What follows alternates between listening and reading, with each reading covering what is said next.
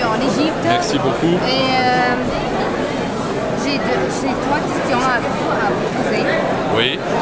Quel est ton avis à faire ce festival pendant ce Chaou en Égypte et aussi en annuler le festival du Caire? Mais ce que je crois, c'est que j'ai entendu quelqu'un qui disait mais la traduction n'était pas faite tout le temps de l'arabe vers l'anglais, mais j'ai entendu dire que c'était un festival de la résistance. Bien sûr. Et je crois que c'est peut-être la bonne idée.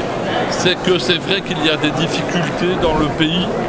Il y a des difficultés beaucoup plus importantes encore à Damascus, en Syrie. Il y a beaucoup de difficultés dans le monde arabe aujourd'hui, mais si on ne fait plus de manifestations sur la culture, si on se replie sur soi-même, si on n'accueille pas les Européens, on n'accueille pas les Méditerranéens, on n'accueille pas des Italiens, on ne fait pas venir des autres artistes, le pays va se replier sur lui-même et ça n'est jamais bon du tout. Et un pays comme l'Égypte, au contraire, même si aujourd'hui il est en difficulté politique, sociale, économique, c'est un pays qui doit continuer à s'ouvrir sur le monde parce que la solution, elle n'est pas en interne. La solution, elle est vers l'extérieur et elle passe par la culture.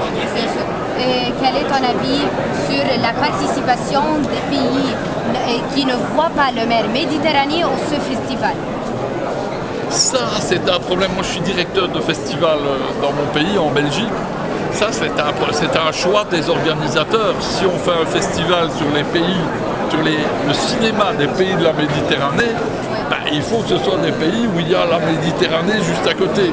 Parce que sinon, ça ne va pas marcher. Si vous faites un festival du film hispanophone, par exemple, si vous mettez des films où on ne parle pas l'espagnol, ça ne va pas marcher. Donc, je pense que là, c'est un problème de ligne éditoriale, c'est un problème de choix des organisateurs. S'ils font un festival de cinéma sur la Méditerranée, bah, il faut respecter la géographie de la Méditerranée. Merci beaucoup, pareillement. Et le bien, et aussi, quel est ton avis sur l'Égypte maintenant? Quel est ton avis? Est-ce qu'il y a des Chaou? Non? Oui? Moi, je pense que l'Égypte, elle est vraiment un tournant de quelque chose. Oui. Moi, politiquement, mais j'ai pas envie de faire de la politique aujourd'hui, mais je dis que politiquement, l'Égypte, elle doit continuer à être un pays moderne, elle doit continuer à être modernisée. Il faut respecter les avis des uns et des autres, mais je pense que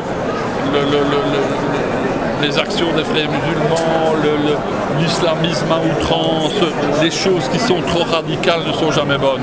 Il faut essayer de trouver des accords, il faut que les gens puissent se parler et il faut que les gens puissent finalement gouverner un pays dans le bien-être du citoyen et ouvrir ce pays sur le monde. Beaucoup de choses et qui font des chaotiques maintenant, des choses très chaotiques et en Égypte, mais nous sommes des Égyptiens qui font du tout pour faire ce festival pour dire à tout le monde que nous sommes l'Égypte de 2000 ans.